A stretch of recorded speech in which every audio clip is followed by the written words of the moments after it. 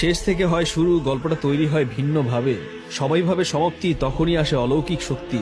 Real Madrid 3 মৌসুমে যা জিতেছে, অর্জন করেছে, অন্যদের কাছে তা স্বপ্ন। যা ভুল হয়েছে তা শুধরাচ্ছে, যে স্বপ্ন দেখেছে তা দিব্যি ধরা দিচ্ছে। তাহলে আফসোস কিসের? রিয়াল মাদ্রিদ শেষ থেকে লড়াই করে, এটা নতুন নয়। কিভাবে শুরুতে গোল খেয়েও কামব্যাক দিয়ে ফিরে আসা যায়, কার্লো তা শিখিয়েছে বহু আগেই। 3 বছরে 2 ইউরোপিয়ান ট্রফি, এরপরেও আশা নেই নাকি ভরসা দেওয়ার মতো কেউ নেই? বিপক্ষ দলের কাছে এগুলো তুচ্ছতা ছিল মনে হতে পারে, কিন্তু যারা সত্যি হোয়াইট সেল শরীরে ধারণ করে, তাদের কাছে রিয়ালের বর্তমানে এই দুঃসময় মাথা ব্যথার মতো কোনো বিষয়ই নয়। সবকিছু শেষ হয়ে যায়নি, রাতের আধারে সময় ঘনিয়ে যায়, ফ্যানদের ধীরে ধীরে শ্বাস প্রশ্বাস বন্ধ হতে থাকে।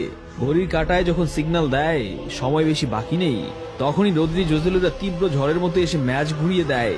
1% কেউ 100-তে পরিণত করে দেয়। প্রেসিডেন্ট কার্লোর উপর বিশ্বাস। মাদ্রিদের যতবারই খারাপ সময় এসেছে, সেখান থেকে মাদ্রিদ উঠে দাঁড়িয়েছে। বিশ্বাসে মেলায় বস্তু, তর্কে বহুদূর। আনচেলত্তি যে সাফল্য এনে দিয়েছে মাদ্রিদের ডেরায়, সেই সাফল্যের প্রতি শ্রদ্ধা রেখে হলেও কার্লোতে বিশ্বাস রাখা যায়। এখনো বলা যায়, we are believe in Carlo Ancelotti.